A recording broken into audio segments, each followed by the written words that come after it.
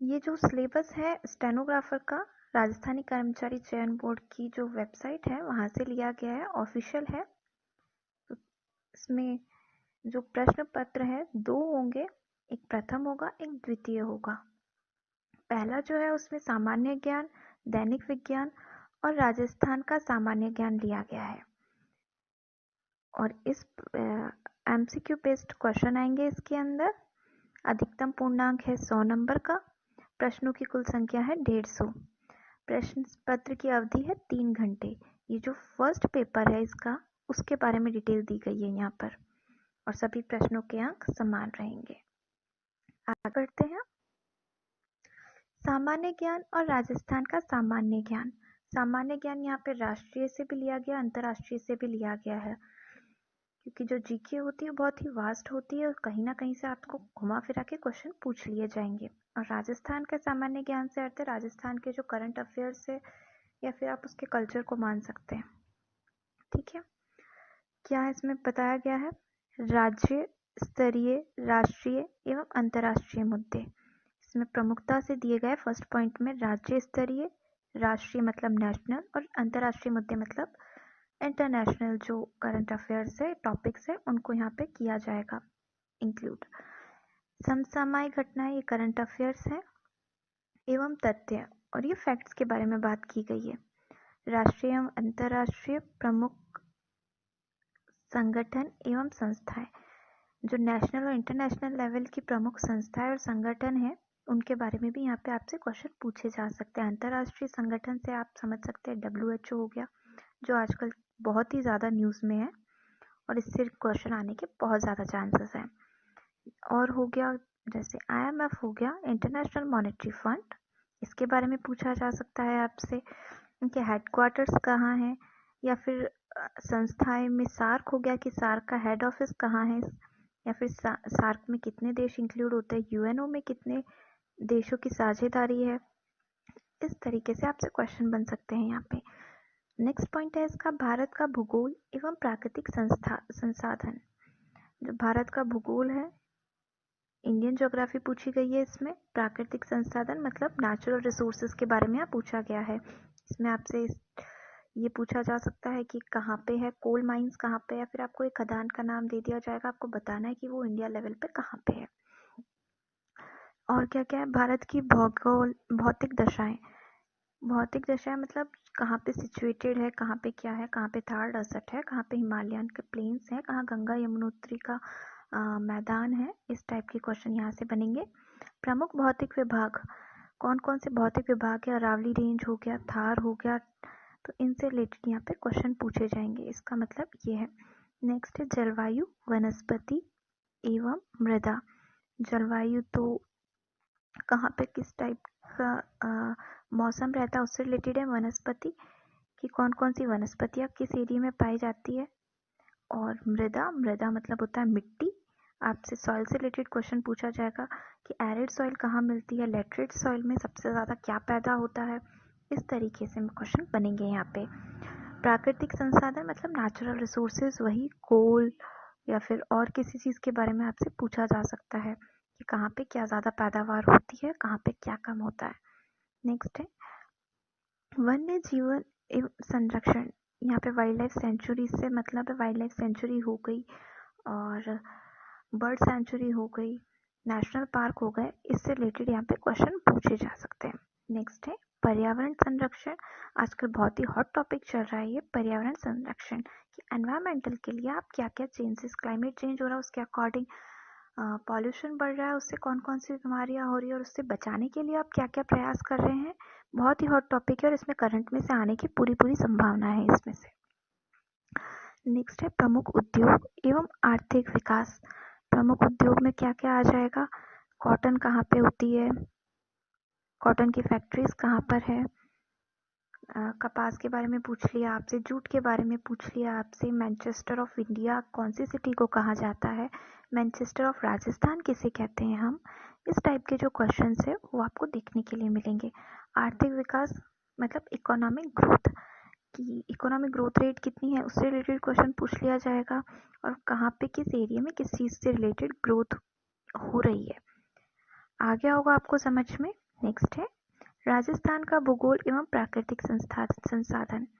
अभी हमने यही सेम टॉपिक था, वो हमने इंडिया लेवल पे तैयार किया है। अब यही सेम टॉपिक आ जाएगा राजस्थान के लेवल पे कि राजस्थान की भौतिक दशाएं। राजस्थान की भौतिक दशाओं में आप क्या क्या इंक्लूड करेंगे?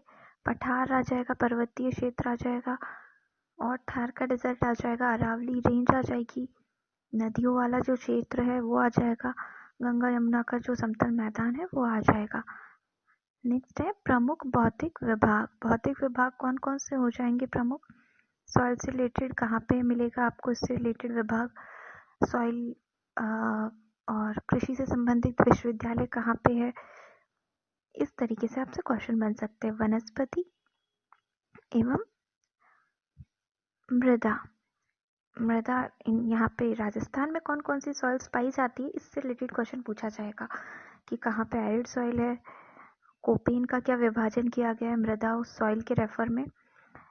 प्राकृतिक संसाधन खनिज कहाँ पे कौन सा पाया जाता है, कॉपर कहाँ ज़्यादा पाया जाता है, हेथड़ी का हुआ, कैसे हुआ, वो उस टाइप के क्वेश्चन पूछे जाएंगे। प्राकृतिक संसाधन में इसमें अलग से आपको डिफाइन भी कर रखा है। खनिज हो गए, खनिज मतलब मिनरल्स। वन हो गए फॉरेस्ट, जल वाटर, पशु मतलब एनिमल्स, किस टाइप के कहाँ पे आपसे किसी भी नस्ल का नाम पूछ लिया जाएगा कि ये किस प्रजाति की है, ये किसकी नस्ल है। वन्य जीव एवं संरक्षण। वन्य जीव एवं संरक्षण, इसमें स्पेशली रणथंभौर आ गया और सरस्का आ गया, और कौन कौन से आएंगे इसके अंदर, सीता माता अभ्यारण्य आ गया।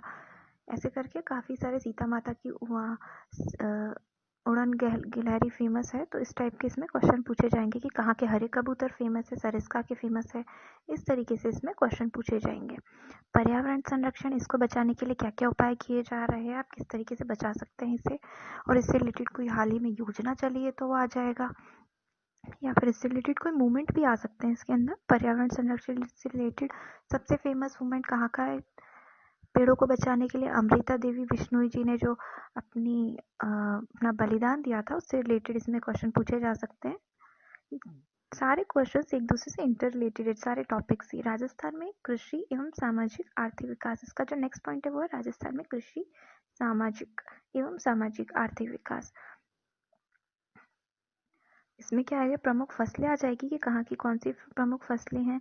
अन्न का कटोरा किसे कहा जाता है? श्रीगंगानगर को कहा जाता है। इस टाइप के क्वेश्चन, ये तो काफ़ी इजी लेवल के, थोड़ा सा आपको हाई लेवल में डीप में जाके पढ़ना पड़ेगा किस टाइप के क्वेश्चन आएंगे, ये मैं आपको बता रही हूँ। कृषि आधारित उद्योग, कहाँ पे जूट है और उससे रिलेटेड कहाँ पे इंडस्ट्री सेटल डाउन हुई है, वो आएगा।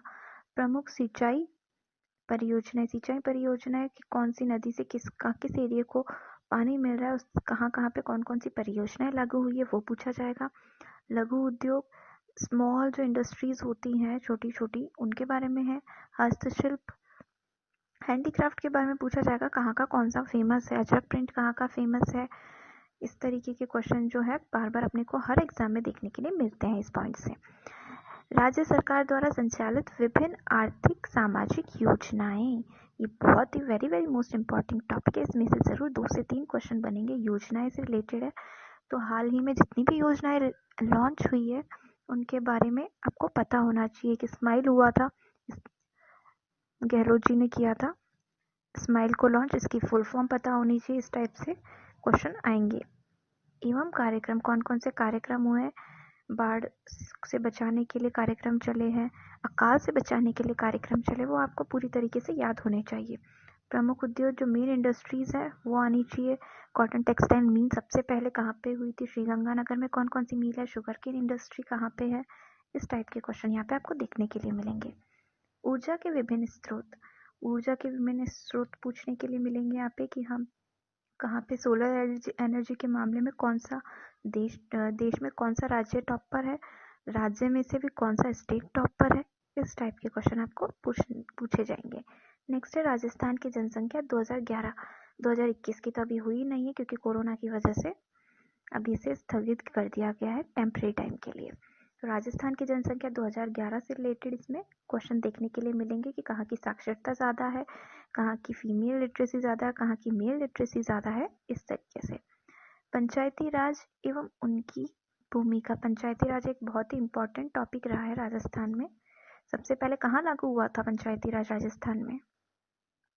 नागौर में हुआ था। कहाँ हुआ था? नागौर में। इस टाइप के क्वेश्चन यहाँ पे पूछने के लिए देखने के लिए मिलेंगे आपको। नेक्स्ट है राजस्थान का इतिहास। इसमें राजस्थान के इतिहास से रिलेटेड क्वेश्चन होंगे। प्राचीन सभ्यताएं जैसे हड़प्पा कालीन की कौन कौन सी है? मोहनजोदड़ो हो गई। इसमें राजस्थान से रिलेटेड पूछा है तो ये आपसे कालीबंगा पूछ लेगा, गणेश्वर पूछ लेगा।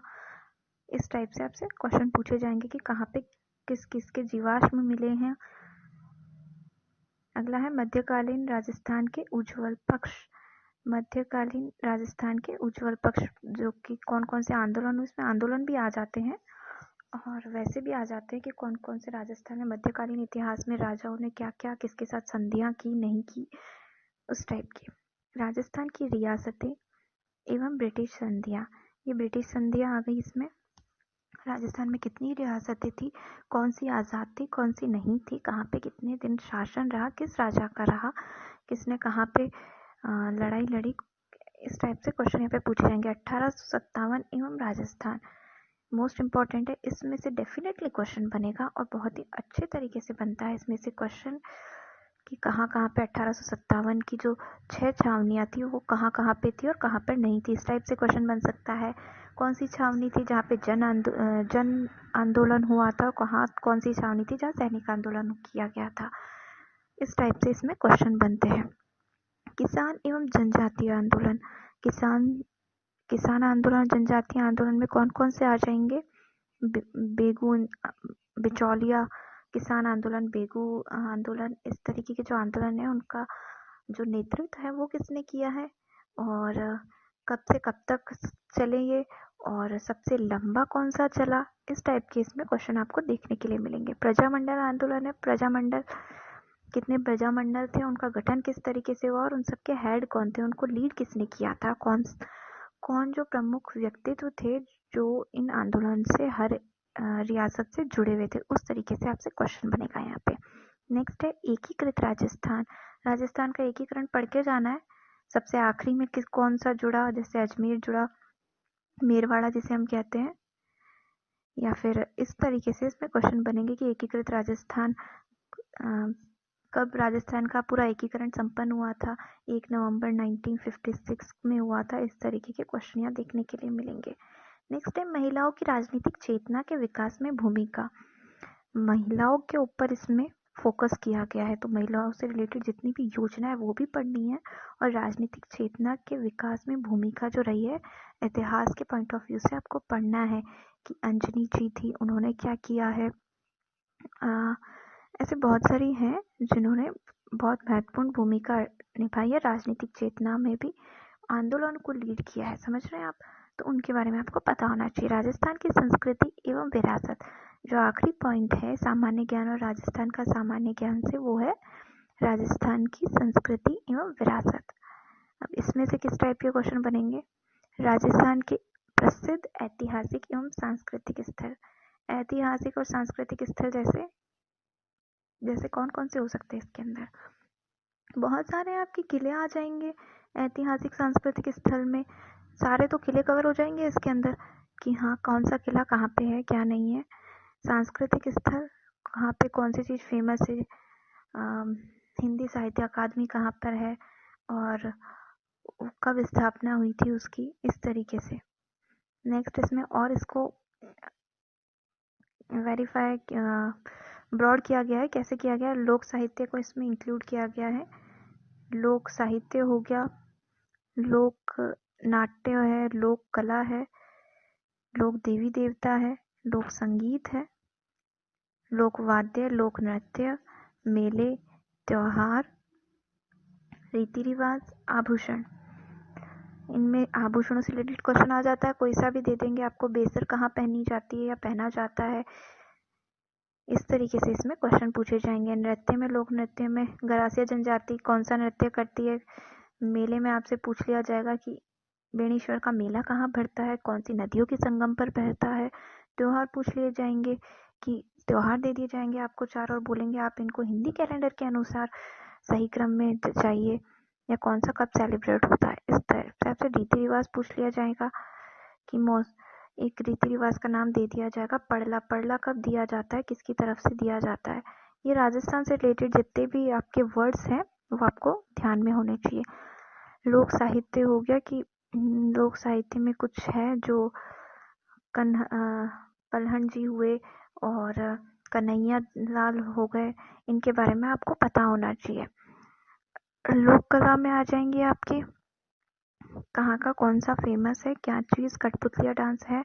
लोक नाट्य में कौन कौन से नाट्य अकादमी किसने स्थापित की थी, इस तरीके से पूछ लिया जाएगा। लोक देवी देवता में संत आ जाएंगे आपके, किसकी कौन कुल देवी है, कौन सी देवी का कौन सा उपनाम है, इस टाइप से आपसे क्वेश्चन पूछे जाएंगे। लोक संगीत में पूछा जाएगा कि कौन सा वाद्य यंत्र है जो, ये लोक वाद्य का एग्जाम्पल हो गया। कौन सा यंत्र है जो 3 तरीके के यंत्र होते हैं उनमें से नहीं है, इनमें से कौन सा तार वाला है। सारंगी कौन बजाता था, कमायचा किसकी बोलते शैली थी, इस तरीके से आपसे पूछा जाएगा। नेक्स्ट है मध्यकालीन राजस्थान में जल संसाधन में कि कौन सी पद्धति यूज की जाती थी, कौन से रीजन में कौन सी पद्धति यूज की जाती थी। अलग अलग पद्धति से हम पानी सहेजते थे, तो कौन से एरिया में कौन सी प्रसिद्ध है ये पढ़ना है।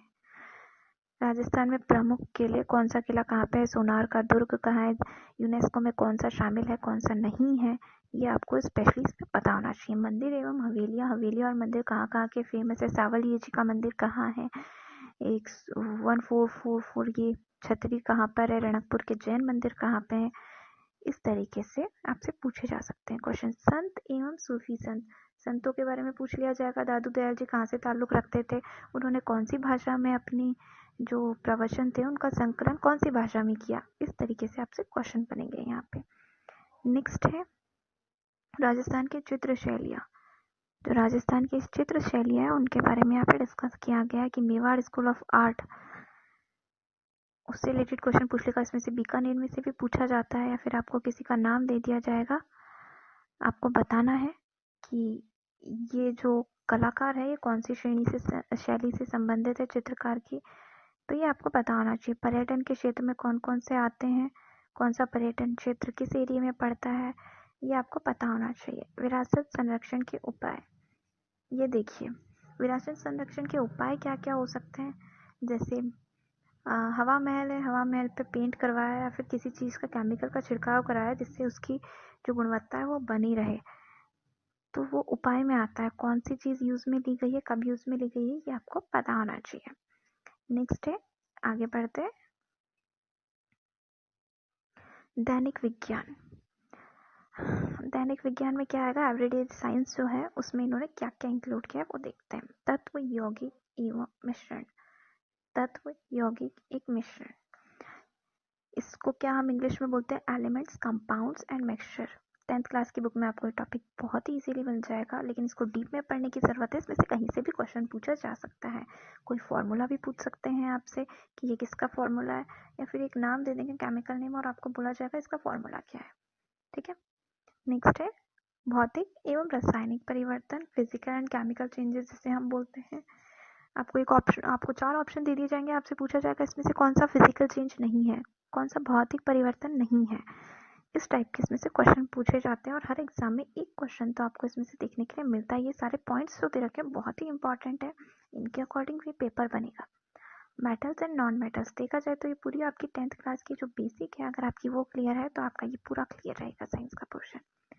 धातु और एवं अधातु है, मेटल्स एंड नॉन मेटल्स, इसमें से पूछा जाएगा किसकी डक्टिलिटी ज़्यादा है, किसी की मैल्यूबिलिटी ज़्यादा है, और इस टाइप के आपके इसमें क्वेश्चन पूछे जाएंगे। नेक्स्ट है अम्ल, क्षार एवं लवण, एसिड, बेस एंड सॉल्ट, ये भी पूरा एक चैप्टर है। 9th-10th की आपको बुक है, उसके अंदर बहुत इजीली मिल जाएगा। RBSE की पढ़ेंगे तो अच्छी बात है, वरना CBSE की बुक में तो आपको मिल ही जाएगा। ब्लीचिंग पाउडर है, ब्लीचिंग पाउडर के जो गुण सूत्र है, या फिर हम जैसे कहें कि इनका केमिकल फॉर्मूला है, कैसे बनता है, कौन कौन सी इसमें घटक यूज में आते हैं, वो आपसे पूछे जाएंगे। खाने का सोडा है, बेकिंग सोडा के बारे में पूछा गया है, कब यूज़ में आएगा। ये आपकी बोलते हैं ना एवरीडे साइंस की, आप जो नॉर्मल डेज में साइंस यूज़ करते हैं उससे रिलेटेड है। साबुन एवं अपमार्जक, सोप एंड डिटर्जेंट से आपसे पूछा जाएगा। सैपोनिफिकेशन कौन सा प्रोसेस है, क्या होता है उसके अंदर, इस तरीके से आपसे क्वेश्चन पूछे जाएंगे। पीओपी के बारे में पूछा जाएगा। प्लास्टर ऑफ पेरिस, इसका फॉर्मूला क्या है। 4 ऑप्शन दे देंगे, आपको उसमें से एक टिक करना है। 5th पॉइंट है प्रकाश का परावर्तन एवं इसके नियम। Reflection of light and it's loss, reflection of light के जो भी लॉस है और रिफ्लेक्शन ऑफ लाइट का जो प्रिंसिपल है एंड लॉस, दोनों आपको इसमें होने चाहिए याद। नेक्स्ट है लेंस के प्रकार, टाइप्स ऑफ लेंसेस। जो आपके मायोपिक होते हैं उनके लिए कौन सा लेंस यूज में आता है, शॉर्ट साइटेडनेस है उसके लिए कौन सा आता है, लॉन्ग फार साइटेडनेस है उसके लिए कौन सा आता है, सिलेंड्रिकल जो ग्लास है वो किस में यूज में आते हैं, ये आपको पता होना चाहिए। मानव आँख, ह्यूमन आई से रिलेटेड आपके क्वेश्चन आने के बहुत ही अच्छे चांसेस है। देखा जाए तो ये पूरा पॉइंट आई से रिलेटेड ही है। कॉर्निया का क्या काम होता है, प्यूपिल का क्या काम होता है, आँख की पुतली से क्या होता है, इमेज कहाँ बनती है, कब बनती है, वो आपको पता होना चाहिए। ये 10th क्लास की बुक में आपको पूरा मिल जाएगा। विद्युत धारा, इलेक्ट्रिक करंट के बारे में पूछा गया है। ओम का जो नियम है उसके बारे में यहाँ पे डिस्कशन हुआ है, सिलेबस में अलग से दिया है।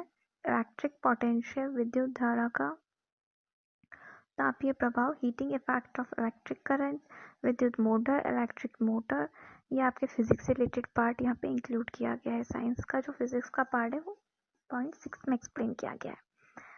पॉइंट 7 में क्या पूछा गया है, मानव मस्तिष्क, ह्यूमन ब्रेन, इंपॉर्टेंट है ये। ह्यूमन ब्रेन, हार्मोन्स, मानव रोग कारण एवं निवारण, human disease causes and cures, ठीक है। तो ये पूछा गया है, इसमें से आपके कम से कम भी 4 क्वेश्चन बनने की पूरी पॉसिबिलिटीज है। तो ह्यूमन ब्रेन की अगला भाग और पिछला भाग, कौन सा भाग किसको कंट्रोल करना है, हार्मोन्स कौन कौन सी ग्लैंड कौन कौन से हार्मोन रिलीज करती है, पिट्यूटरी ग्लैंड का क्या काम होता है, इस तरीके से मानव रोग और कारण, ये तो लगभग हर एग्जाम में पूछा जाता है, चाहे वो स्टेट की हो या सेंट्रल की हो, कि कौन सा रोग वायरस जनित है, कौन सा रोग बैक्टीरिया जनित है, कौन सा प्रोटोजोआ से होता है, कौन सा इन दोनों से नहीं होता है, ये भी पता होना चाहिए। जैसे मलेरिया है, किससे फैलता है, प्रोटोजोआ से फैलता है, ना बैक्टीरिया ना वायरस, तो ये आपको पता होना चाहिए। नेक्स्ट है क्वेश्चन नंबर 8, जंतुओं एवं पादपों का आर्थिक महत्व, economic importance of animals and plants. ये पूरी यूनिट है या कह ले चैप्टर है, 9th-10th की बुक में आपको मिल जाएगा। जंतु एवं पादपों का आर्थिक महत्व, इसमें बेसिकली वो आएगा, पिसिकल्चर हो गया, सेरिकल्चर हो गया, एपीकल्चर हो गया, कौन सी चीज़ किससे रिलेटेड है और आप उनकी मदद से कैसे अपने को ग्रो करें, आर्थिक महत्व क्या है उनका। केचुआ पालन है, केचुआ पालन आर्थिक ग्रोथ से रिलेटेड है और वो जंतु से रिलेटेड, तो इस तरीके से इनमें कोऑर्डिनेशन बिठाया गया है। नेक्स्ट पॉइंट है बायोमास, ऊर्जा के विभिन्न स्रोत, sources of energy, solar energy का क्या सोर्स है, कहाँ से मिलती है, विंड एनर्जी, इस टाइप के क्वेश्चन होंगे इसमें। इकोसिस्टम, पारिस्थितिक तंत्र के बारे में पूछा जाएगा और जो मेंडल के लॉज है, इनहेरिटेंस लॉ, आनुवंशिकता के नियम, वो आपको पता होना चाहिए कि उसने पायसम सटाइवस पे प्रयोग किया था, मटर पे, पी प्लांट पे किया था, और इसके अलावा कौन से प्लांट पे किया था, लास्ट टाइम ये वाला क्वेश्चन पूछा गया था, तो एक बार ये जरूर पढ़ के जाइएगा। नेक्स्ट है गुणसूत्र, क्रोमोसोम्स के बारे में पूछा जाएगा कि क्रोमोसोम्स की संख्या कितनी होती है, कौन से गुणसूत्र से कौन सी बीमारी होती है, इसके अंदर डिजीज भी इंक्लूड हो जाएगी। वरना आप क्रोमोसोम्स में पढ़ेंगे क्या कि कितने गुणसूत्र होते हैं, 22 होते हैं, 23 होते हैं, दैट्स इट, उसके आगे आप क्या करेंगे, कुछ नहीं कर सकते। तो इसलिए इसमें डिजीज भी पता होनी चाहिए कि 14th क्रोमोसोम में एक एब्सेंट होने से कौन सी डिजीज होती है, 18th में क्या होता है, 20th में क्या होता है, कौन से डिजीज को क्या कहा जाता है, कौन सा टर्निप सिंड्रोम होता है। ठीक है फ्रेंड्स, आई होप कि आपको ये वाला सेक्शन बहुत अच्छे से समझ में आ गया होगा। अब इसका जो सेकंड पेपर है, दोनों पेपर एक ही दिन होंगे, 3-3 घंटे के होंगे, बीच में 2 घंटे का आपको गैप मिलेगा। जो सेकंड पेपर है वो डिस्कस कर लेते हैं। प्रश्न पत्र द्वितीय, इसमें सामान्य हिंदी एवं अंग्रेजी के प्रश्न रहेंगे, उसका पैटर्न क्या रहेगा वो देखते हैं। MCQ बेस्ड रहेंगे। जो फर्स्ट पॉइंट है वो आपको ये बता रहा है मैक्सिमम मार्क्स 100 है, प्रश्नों की कुल संख्या 150 है, जिसमें 75 हिंदी के होंगे और 75 ही इंग्लिश के होंगे। प्रश्न पत्र की अवधि वही है 3 घंटे। 3 घंटे आपको पहले वाले पेपर के लिए मिलेंगे, फिर आपको 2 घंटे का ब्रेक मिलेगा, फिर 3 घंटे आपको नेक्स्ट पेपर के लिए मिलेंगे। आपका पूरा दिन जाएगा इसमें। सभी प्रश्नों के अंक समान हैं। अब हिंदी और इंग्लिश का सिलेबस डिस्कस कर लेते हैं हम यहाँ पे। सामान्य हिंदी है। हिंदी देखो, हिंदी में बेसिकली हिंदी ग्रामर का ही महत्व होता है। ये कोई रीट का एग्जाम तो है नहीं जो आपको सेलेक्ट करना है लिटरेचर लैंग्वेज। तो इसमें आपका जो बेसिक है हिंदी ग्रामर 10 तक की वही आएगी। संधि विच्छेद आ जाएंगे आपको। कोई सा भी दे दिया जाएगा और उसमें आपसे पूछा जाएगा इसमें इसकी संधि क्या होगी और इसका संधि विच्छेद क्या होगा। समास भेद सामासिक पदों की रचना एवं विग्रह। समास पूछ लिया जाएगा आपको, कोई सा भी एक दे दिया जाएगा वर्ड और उसके ऑप्शन दे दिए जाएंगे कि इसमें अव्ययी भाव समास है या फिर इसमें बहुव्रीहि समास है, कर्मधारय समास है, कौन सा समास है इसके अंदर आपको टिक करना रहेगा। या फिर 4 ऑप्शन दे दिए जाएंगे और ऊपर लिख दिया जाएगा निम्नलिखित में से कौन सा बहुव्रीहि समास का उदाहरण नहीं है। क्योंकि बहुव्रीहि और कर्मधारय में काफ़ी समानता होती है, तो आप ये ज़रूर ध्यान से देख के जाइएगा। संधि में भी मैंने आपको बताया ना, संधि में बिल्कुल सेम वैसा ही आएगा कि विसर्ग संधि का उदाहरण कौन सा नहीं है, किसमें विसर्ग संधि नहीं लगी है, इस टाइप के क्वेश्चन बनेंगे। मैं एग्जाम्पल दे रही हूँ जिससे आपको आप क्वेश्चन देखें तो आपको आइडिया रहे कि आपसे किस टाइप के क्वेश्चन पूछे जाएंगे। वरना कई बार होता है स्टूडेंट सिर्फ पढ़ लेते हैं, उनको पता नहीं होता है कि पेपर आएगा कैसा एक्चुअल में। नेक्स्ट है उपसर्ग एवं प्रत्यय। कौन से शब्द में एरा उपसर्ग नहीं लगा है, ये क्वेश्चन आएगा। इस टाइप के क्वेश्चन आएंगे मतलब, और आपको 4 ऑप्शन में दे दिए जाएंगे और आपको टिक करना है कि किसमें एरा प्रत्यय नहीं लगा है या फिर कौन सा उपसर्ग नहीं लगा है, गलत उपसर्ग का यूज हुआ है, इस तरीके से। विलोम शब्द एवं अनेकार्थक शब्द मिल जाएगा आपको। विलोम शब्द और अनेकार्थक शब्द मतलब एक शब्द है उसके कई अनेक अर्थ निकलते हैं, उसे हम अनेकार्थक शब्द कहते हैं। जैसे नग है, नग हम कई चीज़ों के लिए यूज़ में लेते हैं, उसके काफ़ी सारे मतलब होते हैं। कौन कौन से मतलब होते हैं कमेंट बॉक्स में ज़रूर लिखिएगा। इंपॉर्टेंट क्वेश्चन है, इस टाइप के ही क्वेश्चन आते हैं कि एक वर्ड है उससे मल्टीपल निकल रहे। कनक है, कनक वर्ड के भी काफ़ी सारे मतलब निकलते हैं, अनेकार्थी शब्दों में आते हैं ये। नेक्स्ट है विराम चिन्ह। विराम चिन्ह से रिलेटेड आपसे मिस्टेक पूछ सकते हैं। क्वेश्चन मार्क कब लगता है, कॉमा कब है, इनसे रिलेटेड आपसे ऑब्जेक्टिव टाइप क्वेश्चन पूछे जाएंगे। ध्वनि एवं उसका वर्गीकरण। जो ध्वनि होती है कौन सी तालुक्य है, कौन सी ह्रस्व स्वर है, इस टाइप से रिलेटेड इसमें क्वेश्चन पूछे जाएंगे। मैक्सिमम लोग इस सेक्शन को छोड़ देते हैं और या फिर गलत करके आते हैं। इसमें आपके पास में बहुत अच्छी अपॉर्चुनिटी रहेगी मार्क्स गेन करने की। पारिभाषिक शब्दावली अंग्रेजी भाषा के पारिभाषिक शब्दों के समानार्थक शब्द। पारिभाषिक शब्दावली है ऑनररी है, आपसे पूछ लिया इसका हिंदी में प्रॉपर जो मीनिंग है वो बताइए।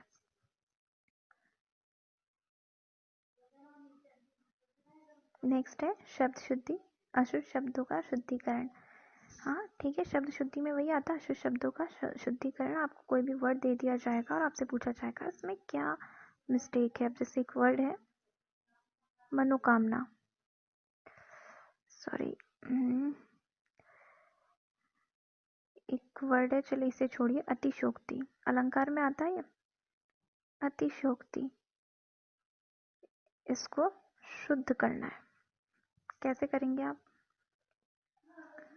वो पूछ लिया जाएगा। 4 ऑप्शन दे दिए, अशुद्ध रूप है इसका, इसमें मात्रा लग जाएगी, अतिशयोक्ति हो जाएगा। ठीक है, उज्ज्वल है, उज्ज्वल आप कैसे लिखते हैं आपसे पूछा जाएगा। उज्ज्वल शब्द को 4 ऑप्शन दे दिए जाएंगे किस तरीके से लिखा जाता है, इस तरीके से this is correct method. Okay, next है वाक्य शुद्धि। वाक्य में आपको वाक्य शुद्ध करना है, वाक्य में कारक संबंधी मिस्टेक है, लिंग संबंधी है, इस टाइप से आपसे पूछा जाएगा।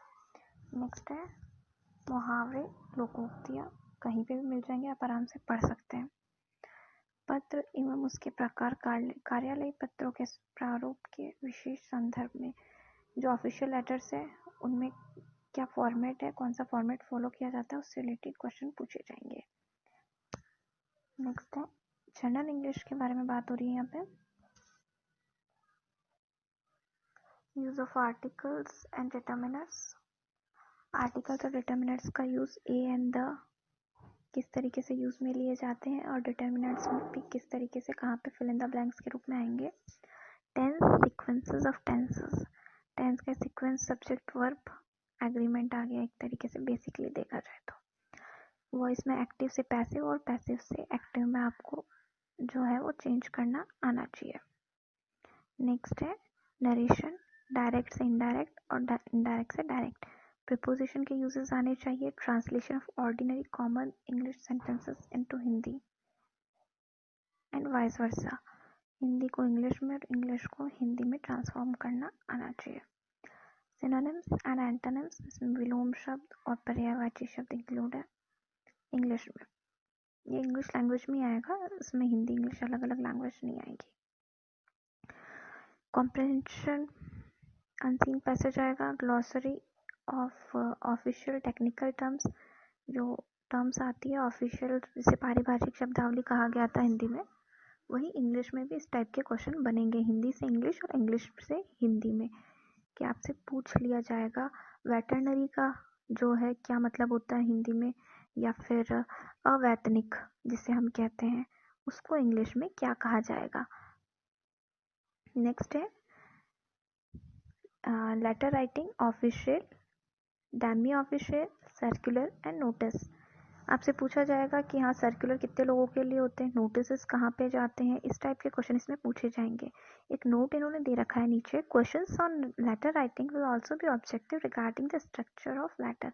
जो लेटर का स्ट्रक्चर है ना, जो आप लिखते हैं टू द प्रिंसिपल, तो इससे रिलेटेड जो स्ट्रक्चर है उससे रिलेटेड आपसे क्वेश्चन पूछे जाएंगे। वो आपसे फॉर्मेट से एमसीक्यू क्वेश्चन पूछेगा, ना कि आपको उसका डिस्क्रिप्टिव देना है, क्योंकि एमसीक्यू पेपर है, थ्योरेटिकल नहीं है, तो आपसे इसमें एमसीक्यू ही पूछे जाएंगे, ऑब्जेक्टिव टाइप क्वेश्चन पूछे जाएंगे और किससे, स्ट्रक्चर से रिलेटेड। तो फ्रेंड्स, ये हमारा स्टेनोग्राफर का सिलेबस था, जो कि अभी प्रस्तावित है 21 मार्च से परीक्षा। तो आप एक बार इसे देख लीजिएगा। 2018 की वैकेंसी है राजस्थान कर्मचारी चयन बोर्ड, जिसे 2019 में भी स्टूडेंट्स के लिए खोला गया था, कि आप देख सकते हैं, वापस से फॉर्म फिल कर सकते हैं।